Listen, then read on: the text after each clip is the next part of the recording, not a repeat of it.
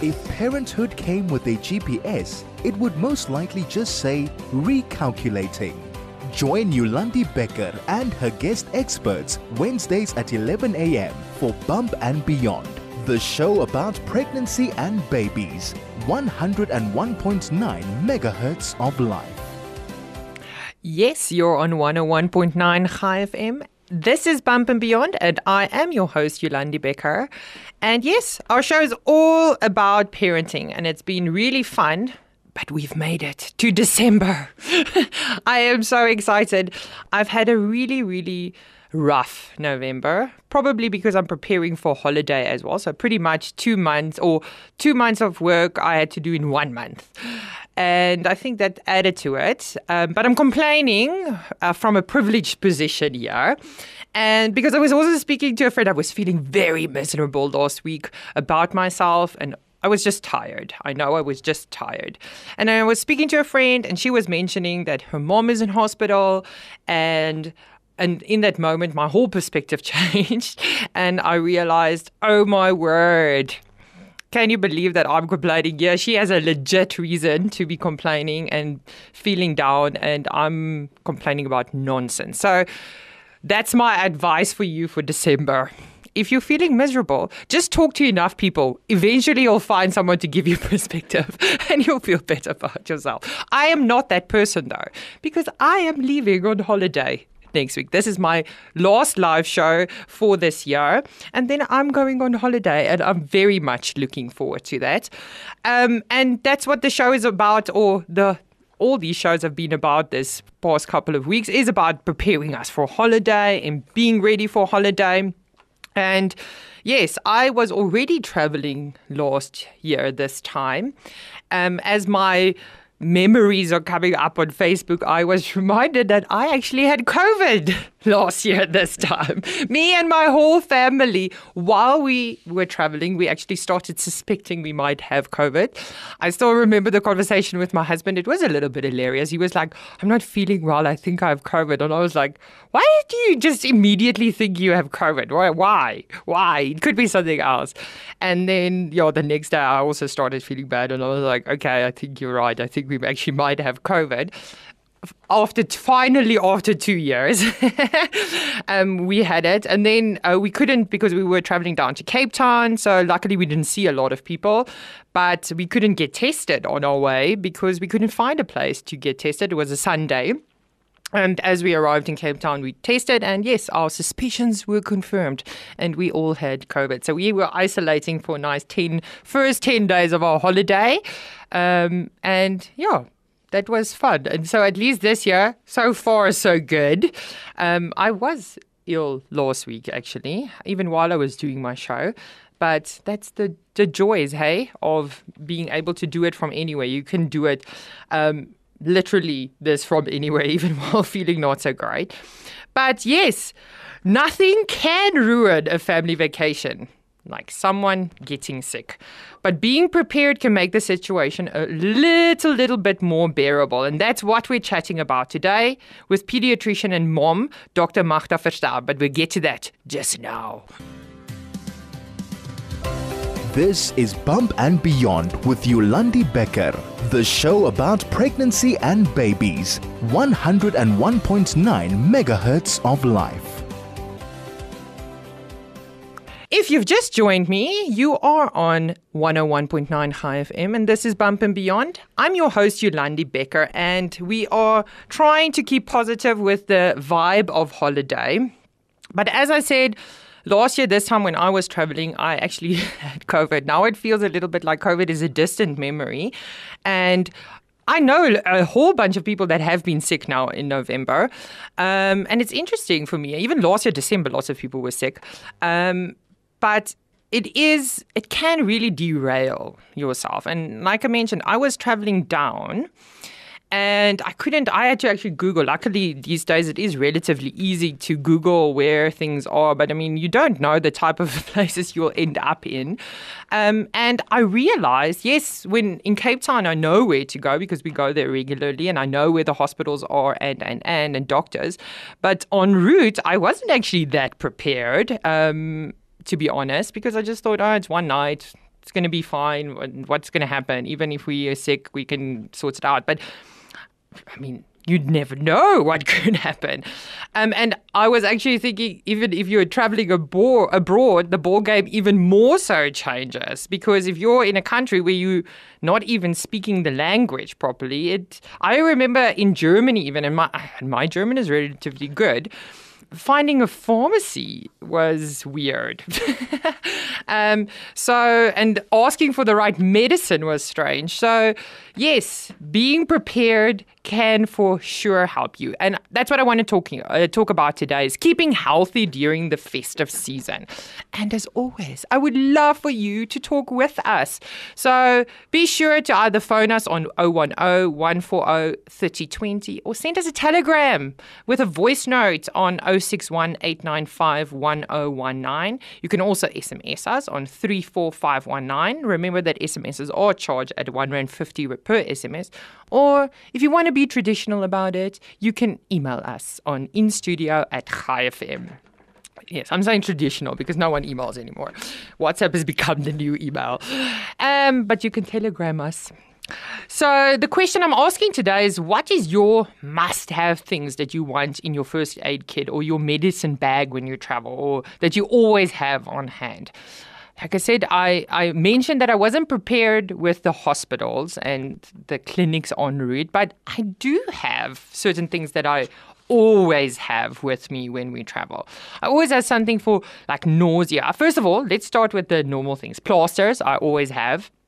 Wipes, kitchen towels, and plastic bags. If you're traveling in a car, that's essentials, and have lots of plastic bags. I also travel with 2 dogs, so hence the lots of kitchen towel as well. But I always have something for stomach ache, nausea, pain and fever. Also, for burns, I have burn shield, and for insect bites. That's like my kind of must-have things. Also, something that I always have is like probiotics. Like for all the children, you get probiotic like tablets. And this is my secret placebo effect. It's like a plaster for kids. You know, sometimes even if it doesn't bleed, they want a plaster on it. And it makes them feel better. And that's my same thing with probiotics, because it doesn't really do anything bad to them if they have probiotics. It just helps them, but it also makes them think, oh, I've had some medicine and now I'm going to feel better. And it does. It makes them feel better because they think they're feeling better. So that's always with me, is probiotics, for in case if they say, oh, I don't feel well. I'm like, oh yeah. And it's always a stomach ache. But that's what we're talking about today. And I'm not the expert. I got in the expert. So today I am talking with Dr. Magda Verster, a pediatrician and mother of 2. And we're talking about, so hello, Magda. Hello, Yolandi. Thank you so much. I have to also just mention, Magda would have been with me in studio, but her patients are so important to her that she decided she needs to be close to them today. And that just shows you what you are. That's the type of pediatrician you want. That you've got your priority straight. So thank you so much for taking the time to speak to me. What do you think of my placebo effect? Let's start with that. I love your placebo effect. And it sometimes just helps for the kids to feel you did something. Yes. So well done for that.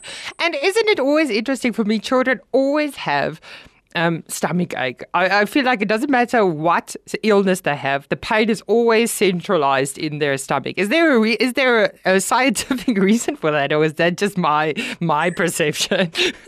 Oh, shame. So it depends on the age of the child. Most kids are too young to verbalize where the specific pain is, so it's just easier to say that they have a tummy ache. Oh, okay, see. And it is really, my son is already 11, and he was still, it's like always, oh, my stomach hurts. And I was like, okay, sometimes it is really, I think, his stomach, but I mean, I'm still waiting for a headache or something like that. So maybe once again, complaining from a privileged position, yeah.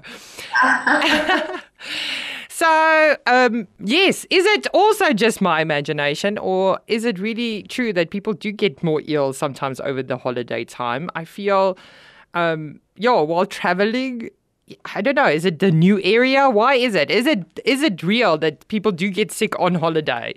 So it is real. People do get sick on holiday, and especially this time of the year because everybody's tired, so your immune system can be a little bit down.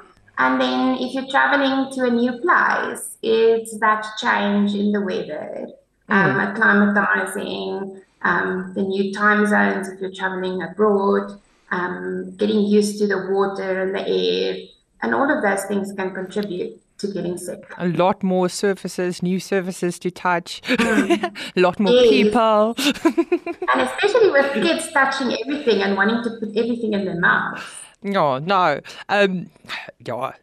Traveling with children is fun, but it is also challenging. And if they get ill, I do feel, it can be a little bit more challenging. What are the most kind of common illnesses when we're traveling? What are the most common issues we can pick up? So most common issues, vomiting and diarrhea. That's very common. Yeah. And then fever from any type of viral infection. And in kids, earache. Oh, yeah. It was interesting also earlier when you were saying obviously we're tired this time of year, and I was ill, like I said last week, with a bit of a stomach bug, and that's the motto: if you don't take the time to rest, your body will do it for you. So make sure, everyone, that you are taking the time to rest. And I even did a little bit of a quiz before this, before the show, and one of the things that I asked is what do you want out of traveling or out of the holiday? Do you want rest? Do you want activities? Do you want family? And lots of people did say rest, but there was a surprising amount of people who also said they wanted lots of activities. And I think sometimes we overplan. But yes, let's listen to some of the voice notes that you've sent us about the question of what do you pack for when you travel? Hi, this is Serena. I am a mother of two, and I like to be overly prepared with regards to medication when we travel. So I always take something for pain and fever. I take an antihistamine syrup as well as an ointment for insect bites. I will take something for nausea, for diarrhea, a cough syrup, some saline nasal spray and nose drops for blocked noses. And then I would also like to take suppositories for pain as well as nausea. And then I will always travel with a general first aid kit with plasters, antibacterial cream, and other stuff that comes in a first aid kit. Hi, this is Audrey, mother of two.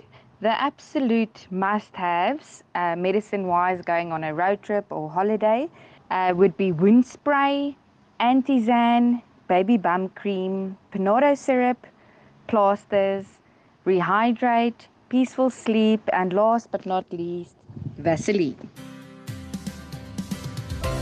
This is Bump and Beyond with Yolandi Becker, the show about pregnancy and babies. 101.9 megahertz of life. If you've just joined us, you are on 101.9 High FM, and this is Bump and Beyond. I am Yolandi Becker, and I'm chatting to Pediatrician Dr. Magda Verster about keeping healthy during the festive season. Thank you so much for the voice notes that you sent in. Continue on that trend. I like that. And talk with us and send us a voice note on Telegram on 061 895 1019 or send us an SMS on 34519. SMSs are charged at R1.50 per SMS. So, Magda, mention some proper, am I allowed to, or should I rather properly say doctor the whole time? I feel. No, you can just say Magda. I just wanted people to remind them that you are in fact a doctor, but doctors also have names. So you mentioned some of the common illnesses, and I do think, especially vomiting and diarrhea, stomach things, I think, especially if you're going to a hot area like KZN and those, especially probably if you go to a beach in KZN, then the likelihood is it's quite likely that you are going to get something.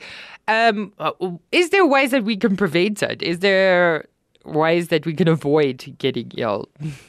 So, yes, you can. Being prepared is a big part of it. And if you're lucky like me, my oldest has motion sickness. Oh, so fun. vomiting is part of our normal travel time. Yes. So, and then having hand sanitizer with you and regular hand washing. And then also to take precautions when you buy foods, and especially if you're traveling, if you're buying fruits and veggies, to make sure it's washed and peeled. So you can prevent. So do some preventing while you're going, or maybe just don't go to the beach or KZN. I think it's closed anyway. Now, in the area where you're going, that's very important. But yes, and it's such a funny thing that you're mentioning about the hand washing. And I mean, did COVID not teach us that already? That you should be washing your hands and you should sing the happy birthday song while you're washing. I think we got lazy afterwards again, and not to doing those type of things. I also mentioned that when I was now driving down last year and we got sick, that I wasn't 100% prepared. I had my little magic stuff and I did have like pain medication, and you heard lots of the people had similar things that they mentioned that they pack in their bags. But one of the things I definitely didn't check out was en route hospitals and stuff like that, which I now know in Korsberg there is a small clinic, but it doesn't really help because it's not open on a Sunday. Just FYI for everyone out there. But yes, for me, I'm always, I don't know why, but I do feel I'm a little bit more relaxed on holiday with stuff like that. So if my kids, my kids are also a little bit older now, so I don't just rush to the hospital anymore. It's not like when my son had his first fever at 18 months. I got so panicked. I gave him Nurofen. I rushed to the hospital. By the time he got there, his fever was gone because the Nurofen started working. So I'm not like that anymore. So I'm sharing that story that everyone knows that it's normal. It's nothing to worry about. But I'm not like that anymore. But there does come a point that you should be going to the hospital. When should, or to the doctor, when would you say you should be starting to get worried? Especially, with small babies, maybe it's sooner than with older children. So that's a good point, Yolandi. So we always say if you're traveling with kids younger than 3 months, if they have fever, it's better to consult a professional, doctor or assistant. With older kids, you can use what you have in your magic bag and treat the fever. And if you can't control it, then to consult a doctor or a sister close by. Kudos for those parents who are traveling with babies smaller than 3 months. That is not something I even thought about or attempted. So I don't know, well done or whatever. So what's in our magic bag? What should we be packing in our bags? I mentioned a couple of the things that I have. Some of them not doctor related, like a plastic bag and kitchen towel. But what would you say is must-haves when you are traveling with children? So must-haves, pain and fever medication. Everybody has their own favorites. We, as pediatricians and doctors, we love using paracetamol, which is good. Then to have something for vomiting, and that is also age-dependent, because for your younger kiddies, there's not a lot you can give for nausea. So to consult your doctor before you leave. Then also something for insect bites, antiseptic solution, some ointment for when there's scratches or cuts, plasters, and burn shield. So those are basics that you need. And then also to have some linen savers, especially if you have kiddies with diarrhea in the car, and then your plastic bags, yes. Yes, so you also, for me, if you've just joined us, you are on 101.9 Chai FM, and this is Bump and Beyond. And we're talking with Dr. Magda Verster about keeping healthy during the holiday season. And yes, you also mentioned that your son has motion sickness. Luckily, I'm so glad. Neither of my kids, including my furry kids, my 2 dogs that we travel with, have that problem. But I've had it, for sure, with dogs and with my son. And my son has that, the horrible, he has no, and maybe this is oversharing, but I have asked his permission if I can talk about him on the show. But he has like no like warning. It's just like, I want to throw up and he does it. It's like there's no warning whatsoever, and it's really annoying. But is there something that you could give them for smaller children for motion sickness?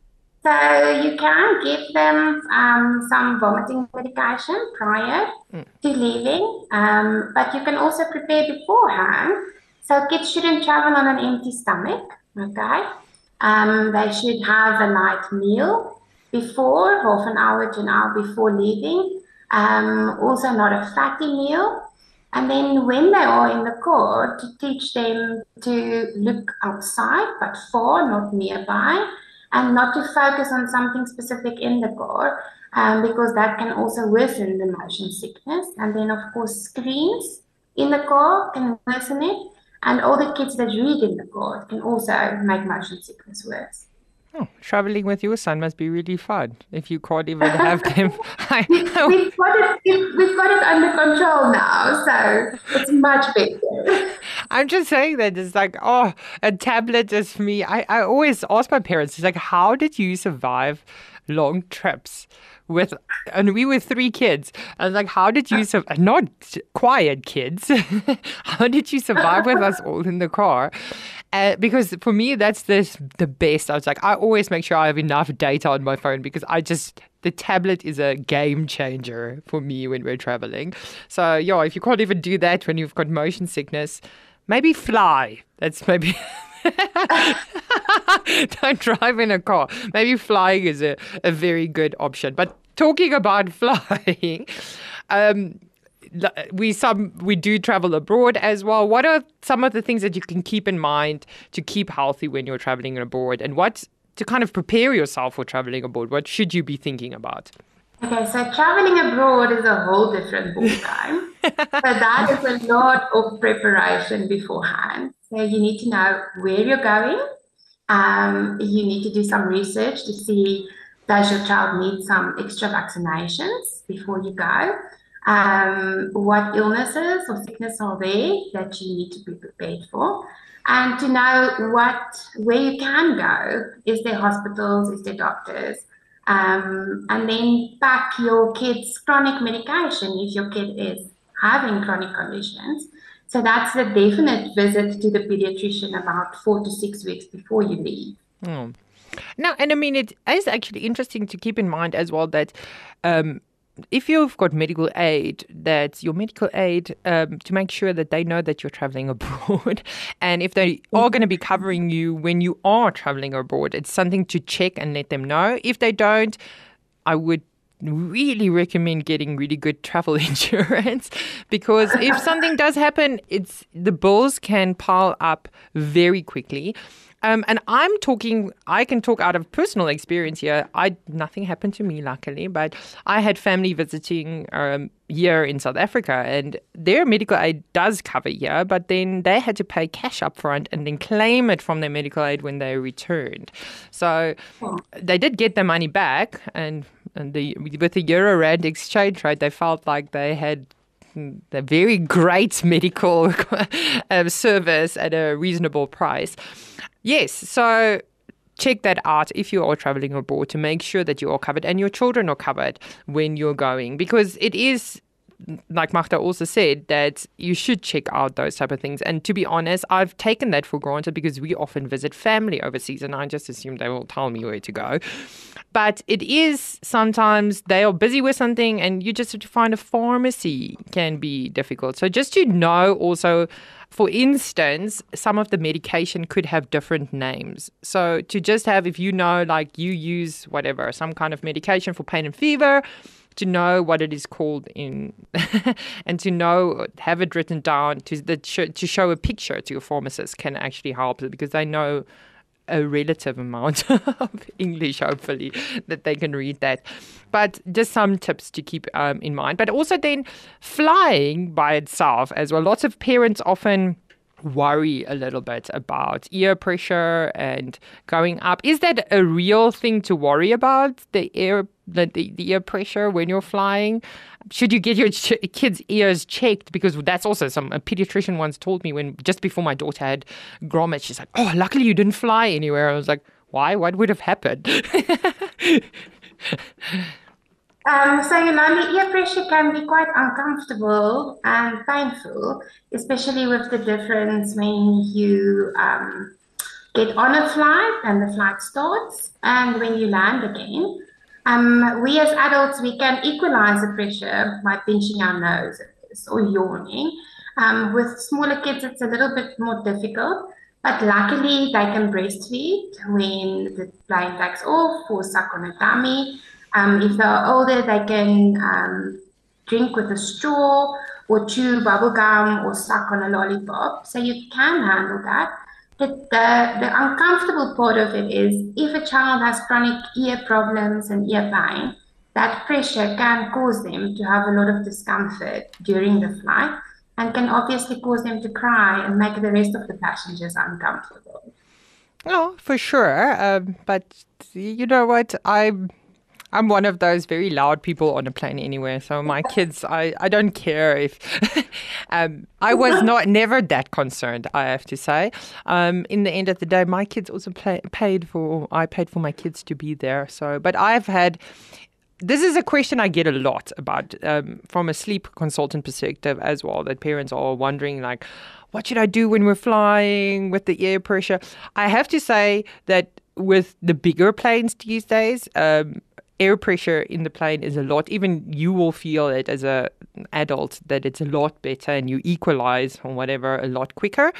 And with the smaller planes locally, you never really go that high that it has such a big influence on your ears. And again, talking here out of personal experience, I had a deviated septum for a very long time. So my equalizing was a very big problem. But yes, parents also then ask, it's like, what about if the sleep and out of routine? You're not going to travel for 5 days on end somewhere. Flying somewhere generally takes about a day or so that you're traveling.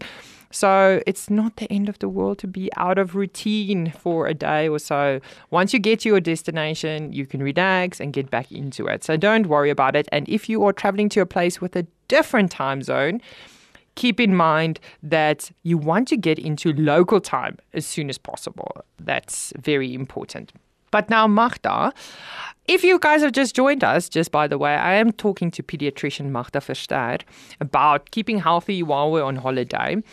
And we're not getting there, and we talked about the air pressure and flying and all that type of stuff. And you've also mentioned that if you are when you should be looking for a doctor but what should you, is there kind of top tips that a person can do if your child does get sick on holiday, like the vomiting starts, or what is the first call? Always medicine? What is there some top tips that we should know about if our kids do get sick or just get a fever? Should we be super worried immediately?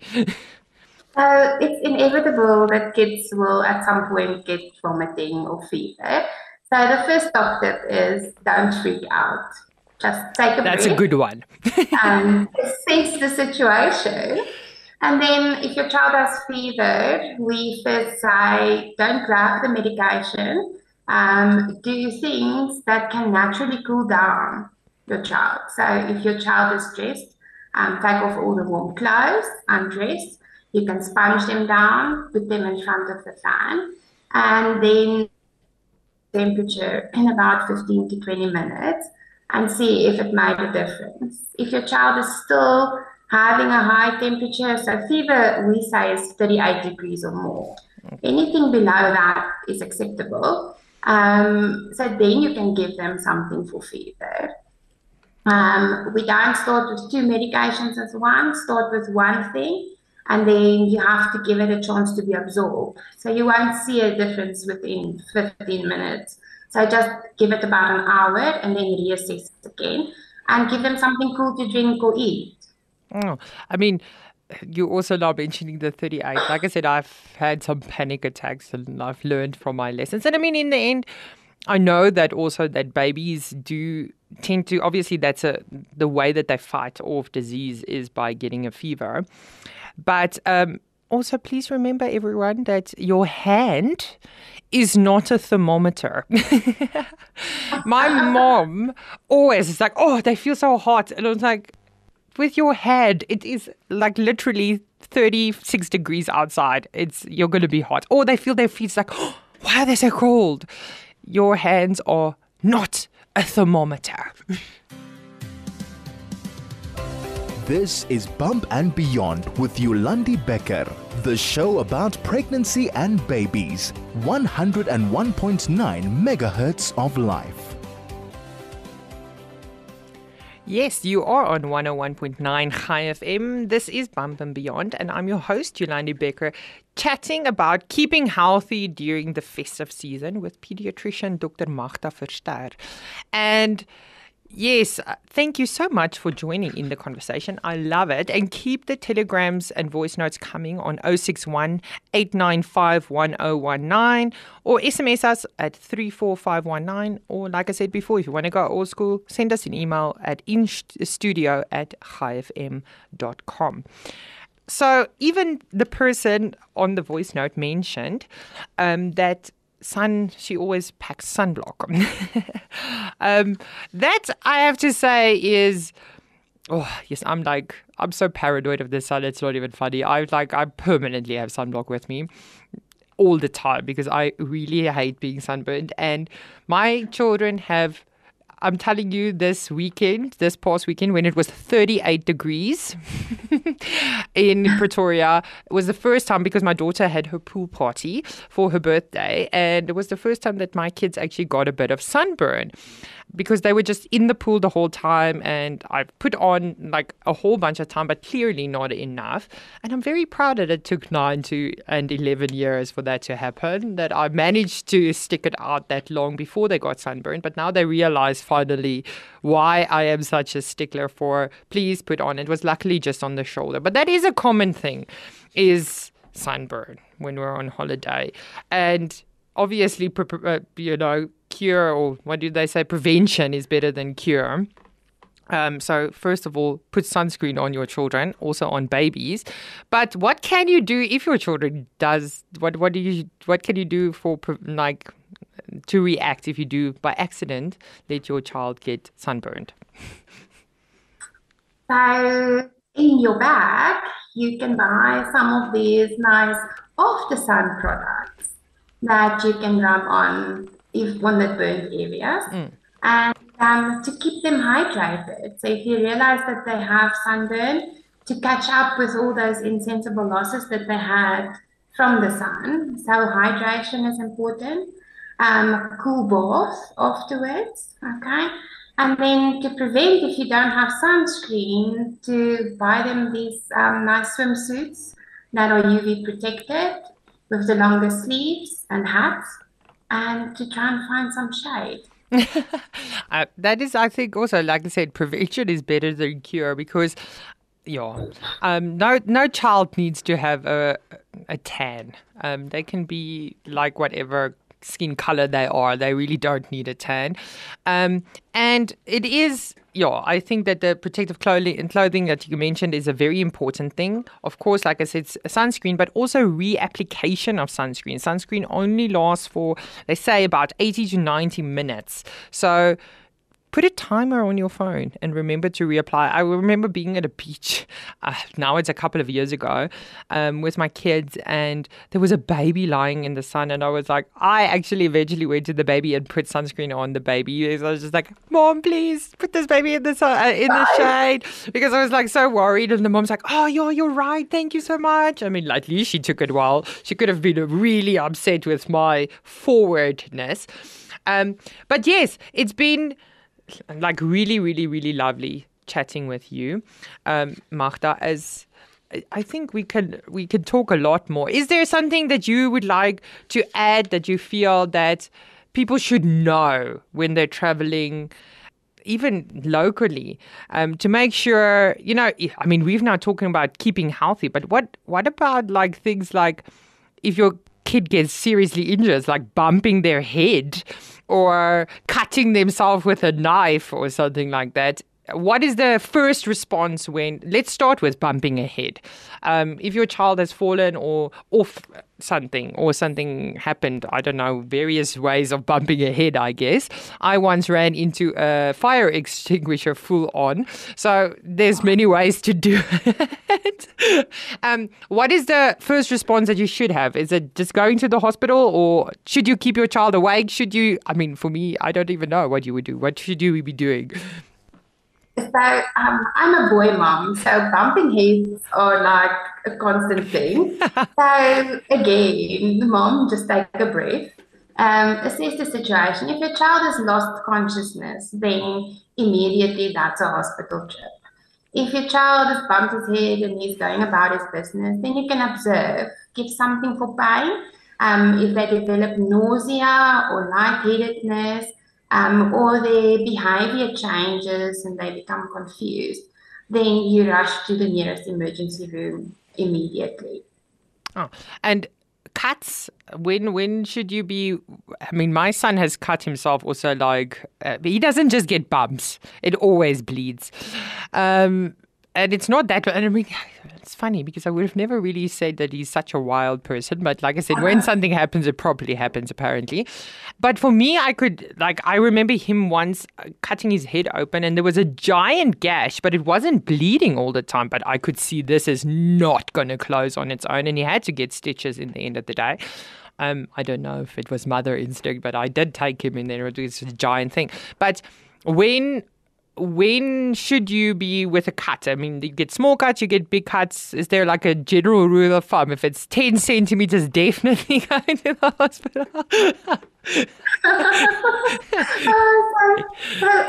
Cuts on your head or your scalp or your face, they tend to bleed more. So those are usually ones that might send you to the emergency room. If you apply pressure and the bleeding stops and it's not a huge gash, then probably you're okay to stay at home and continue with your vacation. But I think if ever in doubt, rather get advice. No, talking about lots of bleeding, my son also has a tendency for nosebleeds, especially when it's so hot. So I know way too much about nosebleeds actually, and that also, it's like you just touch him a little bit too much. The other day he his basketball fell on his face and it was, and I've never seen so much blood in my life, coming out. And he obviously freaked out. I'm like, don't worry. I don't know how I stayed calm. And I was like, don't worry. It's just your nose is bleeding and it looks more than it is. What is the protocol when your child's nose is bleeding? Because I was always told you should lean back and then all the blood goes into your mouth. What should you be doing when your child's nose is bleeding? So nosebleeds, so you can pinch the nose, okay? Don't lean backwards, rather forwards, and make them spit out the blood. That also helps you to realize how much blood they've been losing from the nosebleed. Then you can quantify better if you need to go to the emergency room. You can put something cold, a cold compress on the nose, and then hope it stops quickly or rush to the emergency room. Luckily, it did. I don't know. When there's so much blood coming out of his nose, I didn't feel like it was quickly, but it did. It did stop. But Magda, we've run out of time, but it's been really great having you. We'll have to do this again. I hope you have a wonderful and Merry Christmas and a Happy New Year. We'll chat again soon. Bye, Magda. Thank you, Nandi. Bye-bye. This is Bump and Beyond with Yolandi Becker, the show about pregnancy and babies. 101.9 megahertz of life. You are on 101.9 High FM. This is Bump and Beyond, and I'm Yolandi Becker, and this is basically the end of our show and my last live show for this year. It was really great chatting with you, and thank you for the interaction on our show today about keeping healthy, and some takeaways is to remember to plan ahead. I mean, I think with children, isn't that something that we generally do? If you're not a planner, you're going to have to get into it a little bit, because that does really make your life a little bit easier, and if you plan ahead, especially when traveling. Remember to stay current on your vaccination. So check out, especially if you're going abroad, if there is some special vaccinations that your children need. In general, you should also be prioritizing your children's healthy eating and sleep in their daily life. And this is something that will help to boost their immune system in the end of the day. So, and then while you're on holiday, do try to maintain this healthy daily routine before the trip, as well as sticking it out. I know we all love to indulge on holiday, and a sweet is not the end of the world, but it is the best way to boost our immune system, is to keep healthy and to get enough sleep. Also remember, as Dr. Magda Verster mentioned, is that practice good hand hygiene. Make sure your child washes their hands after going to the toilet and to the bathroom, and before and after eating. It is simple. We all know this. Do it. And you too. Because especially with babies, us as parents, we handle a lot of things, and we handle them. And if you're not washing your hands properly, yes, you could be spreading germs. And please don't let everyone kiss your babies. We all have dormant, like cold sores. So please don't kiss babies. You can just make it worse. Plan to spend as much time outside as possible. Eat, play, and visit with loved ones outside as much as you can. The weather is great. Use it. It's harder for viral transmissions to take place outside, and that's a reality. So on top of that, and keeping healthy, remember to stay active as well. Also for yourself, remember to take the time to, and don't be afraid to swim with your kids, to play the games with them. This is great for bonding, and also if you're going to be eating a little bit extra, it will help to keep the kilos down. So it's good for all of us. Even though I will not be live for the next couple of weeks, I will still have pre-recorded shows that I've already lined up for you, all about holidays. So remember to join the show next week. I will still be here as we continue with this festive season talk. And I'm going to be talking next week with dietitian Lisa Snyman about eating healthy as a family during the holidays. As I said, this helps with your immune system and to protect you and stay healthy during this time. So get outside, have a good time. From a family tree that has healthy roots, there emerges hearty leaves and the most beautiful fruits. So keep healthy during this holiday time and have a wonderful time. None of us know the best combination of things to do for our children. More often than not, we make choices and we just close our eyes and hope for the best. Some might call this faith. Thank you for joining me today. Have a wonderful and beautiful, blessed festive season. See you in the new year. Until next time.